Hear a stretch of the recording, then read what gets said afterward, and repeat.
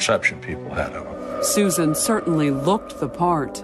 Susan had the boobs to hilt and the high heels. And in a town like Peru, it was perhaps inevitable the two ended up together. He enjoyed the finer things in life, was known to like a cocktail, cute girls. There was an instant attraction. He found her quite exciting.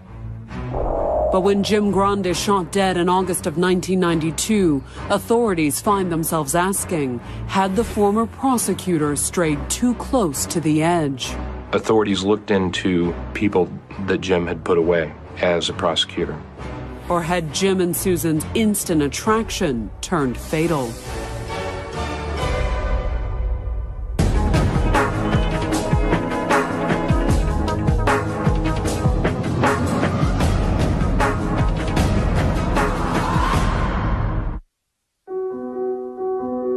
Like many mothers, Susan Grund spent the evening of August 3, 1992, hauling kids around. Son Jacob was spending the night at a campground with friends. Meanwhile, with her big brother gone, daughter Tanel was hosting a sleepover for her cousin. Susan Grund walked into the house after having brought the girls home, walked in, thought that her husband initially was asleep. When I called out, he didn't respond. It was late, and Jim had been out to dinner with his brother-in-law, Fred. So I thought, well, maybe they had one too many to drink. Sometimes when he would go meet Fred, they would drink a little bit. I'd asked Mom if I could kiss Dad goodnight, and she didn't want me to because she said he was sleeping. Susan sat the 7-year-olds down in front of the TV. Then she went upstairs where Jim Grund was sprawled out on a couch in the couple's bedroom. But he wasn't asleep or drunk. The next thing we heard was Mom crying upstairs. He'd been shot. The bullet has traveled through his eye, through his brain, out the back of his head and into the sofa. A prominent attorney shot dead in his own bedroom. The crime left police scrambling for a suspect. He was a prosecutor. He was an attorney. He probably had a lot of enemies. But had the killer come from Jim's past or Susan's?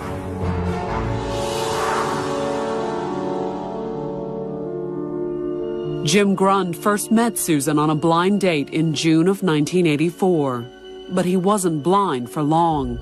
He knew right away that Susan came with baggage. Had a lot of past and a lot of baggage. So I actually went overboard in telling him everything about me.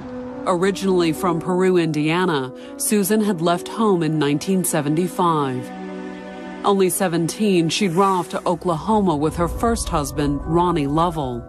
He played in a band, and he was just exciting. If you're a rock and roller, you're supposed to have pretty women hanging on your shoulder, and Susie fit the bill. Ronnie wasn't the only shoulder Susan had hung on to in those days either.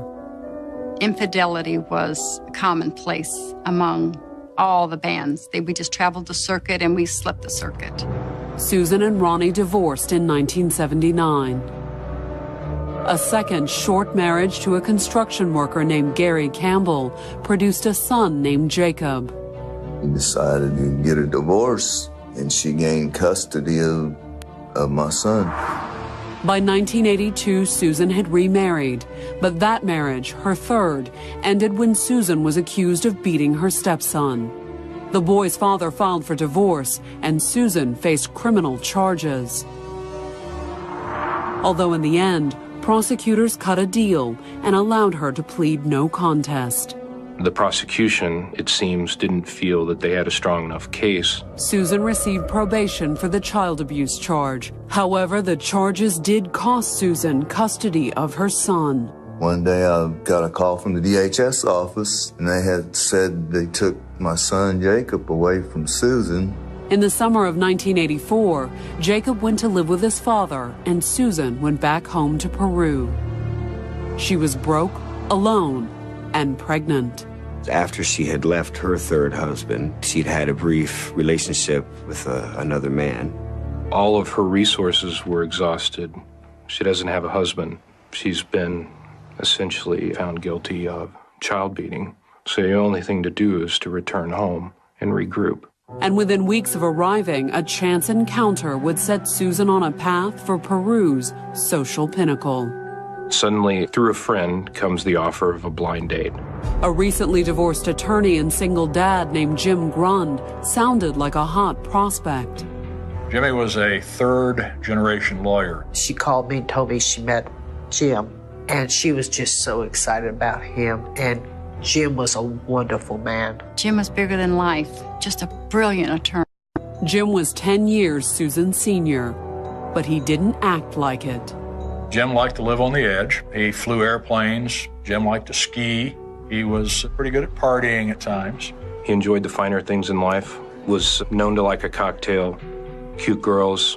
The blind date with Susan had started out as a joke on the part of Jimmy's friends. They're telling Jimmy she's pretty hot. What Jim didn't know is that this attractive lady was pregnant. But when the pair met, the supposed joke backfired.